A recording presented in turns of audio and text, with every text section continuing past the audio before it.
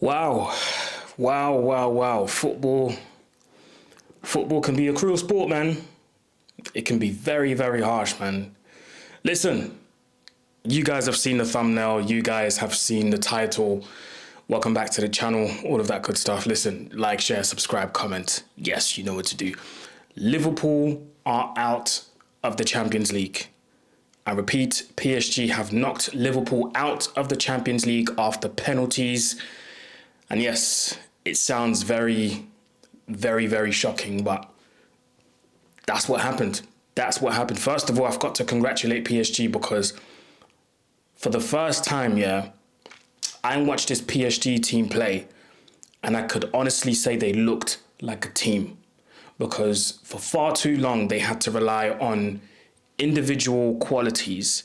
One man in Kylian Mbappe, of course, not to slate him or not to say anything negative about him, but the game was so much focused on one person that when that one person wasn't there, you could see the team was struggling a little bit. The team was a bit hesitant, didn't really know what to do because their star man wasn't there. Now that he's not there anymore, you can see that there's a core and there's a team, there's a togetherness.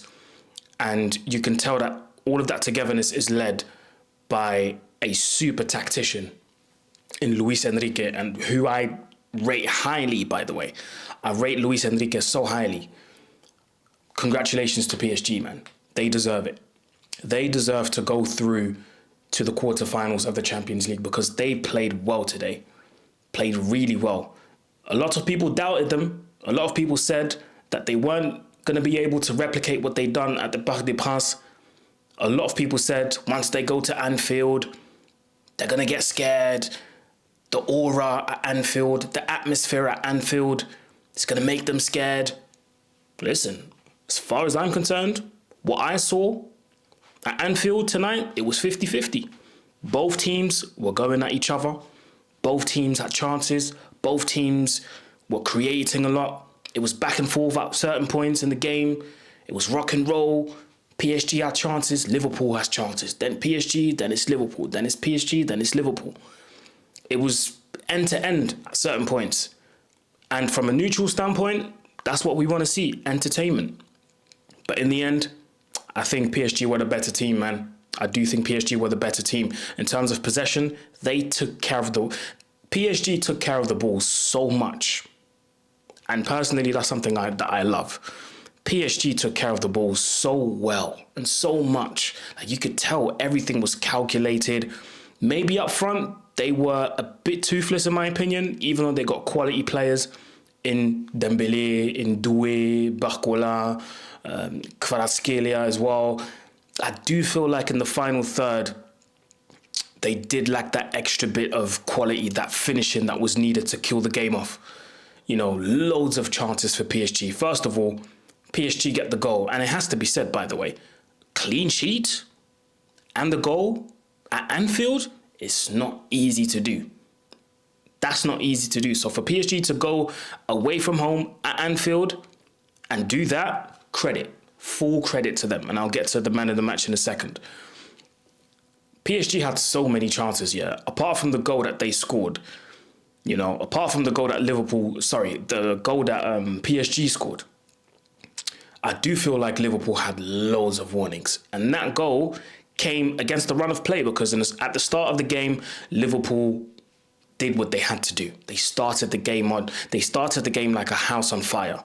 You know, going at PSG, putting them under pressure. The crowd was helping. They had the upper hand in the game. But something told me, if PSG just have one counter-attack, that could be it. Lo and behold, that's exactly what happened.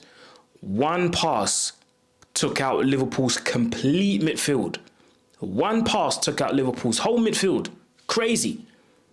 All of a sudden, Dembele is free, receives the ball on the half turn, has all the time in the world to pick and choose where he wanted to play the ball. He chooses to go out wide. to Barcola, I believe. Barcola pulls it back into the box. That's where the problems start, or that's where the problem came in. Another misunderstanding. Copy-paste of the goal that Liverpool conceded on the weekend against Southampton. Copy-paste, misunderstanding, no communication between Alisson and Konate. Konate actually slides into the ball and kind of pushes it to the side. The ball was going to go in anyway, in my opinion, but Dembele just helped it by pushing it in the back of the net. 1-0. And at that point, I'm thinking, my prediction, because I predicted PSG to equalise on aggregate. PSG to equalise on aggregate, but then Liverpool to go through after extra time.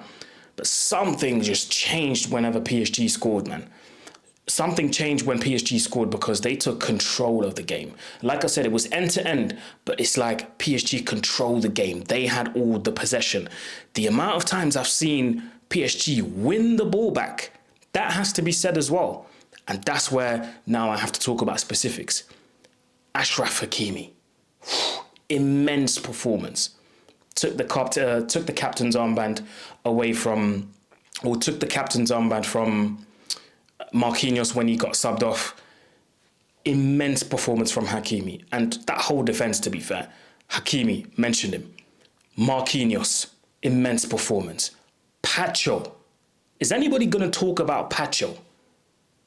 Completely gone under the radar when he first got signed for PSG. Nobody knew who this guy was. Where is he coming from? Who is this guy? Well, now you know. Big up Pacho, man. What a performance. Nuno Mendes. Welcome to the Nuno Mendes penitentiary. That's all I'm going to say. Because when I talked about a certain player last week, people came for me. People sent me DMs. People called me this. People called me that. I wish I could tell you. I wish I could tell you and show you some of the DMs that I received. But I'm not going to do that.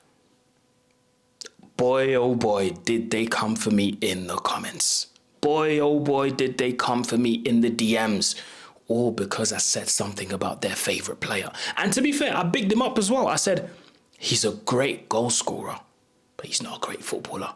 Oh, they lost their minds. People lost their minds.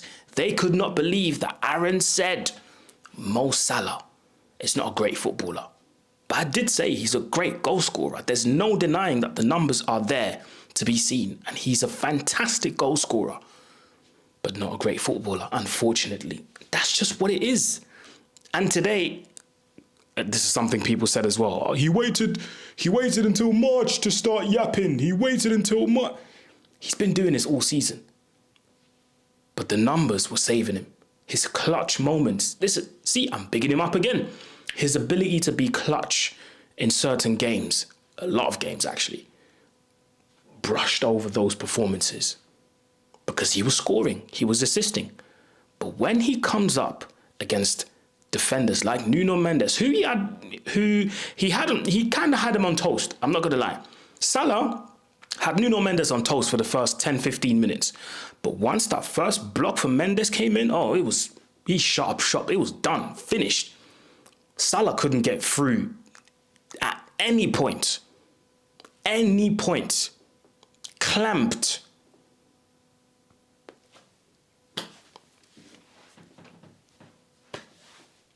Great goal scorer. Fantastic goal scorer. Not a great footballer. So yeah, listen, do with that information, take the information and do with it whatever you want to do. Anyway, Nuno Mendes was absolutely fantastic. On to PSG's midfield. PSG's midfield for me, and one man in particular. I mean, I'm a big fan of João Neves. I'm a big fan of him. But Vitinha, boy, oh boy. You see, when you talk about cultured midfielders, people that take care of the ball, people that take care of their passes, Vitinha. What an amazing footballer. But a lot of people, again, are not going to appreciate the skill, the level of intelligence, the IQ, because he's short. he's not physical. Look at what he's doing at the highest level of club football, you know, against one of the best teams in the world. Look at what he did against Szoboszlai, McAllister, Trent Alexander-Arnold, who was in midfield a lot. Look at what Vitinha did against them, man. Look at what João Neves did against them, man. I swear both are not above 5'7" or 5'8".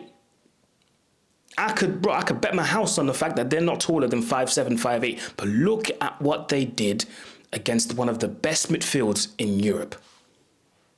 Why? Because of this and this. Technique and IQ. That's all you need in football. Forget all of this physical, oh no, he needs to be pace and no. Brains, feet. That's all you need. That's all you need. The forward line for PSG, like I said, at points, they were really good, but at points, the decision-making was really bad. Barcola is probably the worst out of the bunch today. He had a really poor game today. Dembele, yeah, listen.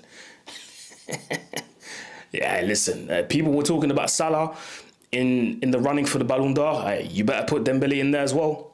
That's what, 21 goals in 2025 alone, you know. 21 goals since January. Yeah, bruv. Put him in that conversation as well, please. Because my God. And you know what the maddest thing is? The penalty shootout, yeah? My man lines up. My man lines up to take a pen with his left. As he's running up, he's switching and taking the penalty with his right. The absolute audacity. That is rudeness at the highest order. That was rude. That was extremely rude from Dembele. To do that in a penalty shootout. Crucial penalty shootout. He could have missed that, you know. Bro, absolutely incredible, bro, from Dembele. Desiré Doué came on, did really well in my opinion. Kang In Lee came on, was a bit quiet, but he contributed to the fact that, you know, he was a threat together with the front three. But yeah, and the man of the match for me was clearly Gianluigi Donnarumma. And do you see the universe in performances like last week and today? There's a universe in those two performances. Last week, that 1 second of not paying attention, that one lack of quality that made him not to save that shot from Elliott, cost him the game. And look at today. If I'm not wrong, yeah, I swear Gianluigi Donnarumma came for every single ball that was dropped in the box. Talking about commanding his box, he did that. Outstanding performance from Gianluigi Donnarumma. On top of that, making crucial saves in the game and 2 saves in the penalty shootout. Now, anybody that remembers the Euros knows about Donnarumma being good at saving pens. It's not a secret. He's very good at that. When it comes to shot stopping, very good. When it comes to, you know, ball at his feet and stuff, that's a bit less, but we're not going to talk about that. But shot stopping, he's incredible. Incredible performance from Gianluigi Donnarumma. And he's definitely going to be happy about that. As for Liverpool, listen, it's back to the drawing board, man. Back to the drawing board. I mean, you can't really say that they did anything wrong. I just think PSG were better. Especially in that midfield, I don't think they got overpowered because they overpowered PSG's midfield. But in terms of technical ability, you could see there was a gulf of difference. There was a gulf of difference. There was a huge difference between both teams. Technically, PSG were on a different planet than Liverpool. Liverpool had the pace, they had the power to project themselves forward and create attacks and be dangerous. Yes, no problem. But when it came to the finest of the finest, when it comes to technique, making the difference, that's where they lacked a little bit of that extra quality. Up front, same thing. Diaz, poor. Gakpo came on, poor. When Gakpo came on, I was actually a bit worried because I was like, ooh, Gakpo could come on and make a difference here because he's a good player. Poor. Nunez, poor, absolutely poor. I already talked about Salah.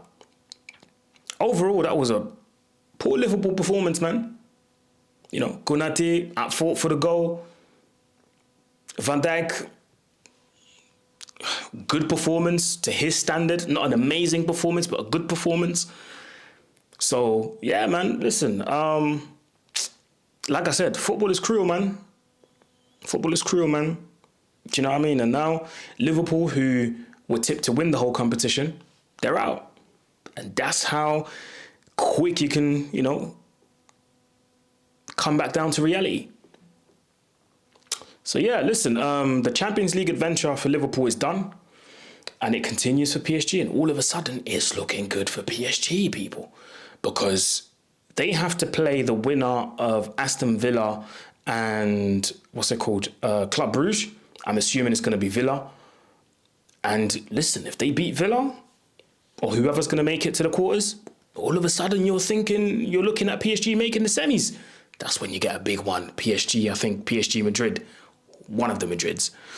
Yeah, that's going to be interesting, man. So big up PSG, big up Luis Enrique. That project that he started is looking like it's finally taking form because he's got a group, he's got a team.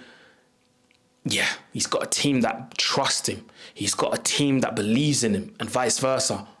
Yeah, it is looking good for PSG, man. I'm not going to lie. But anyway, let me know what you think in the comment section below, guys. Final word of this video, if you made it till the end of this video, go in the comment section and type in, you know what? Type in Dembele left, right.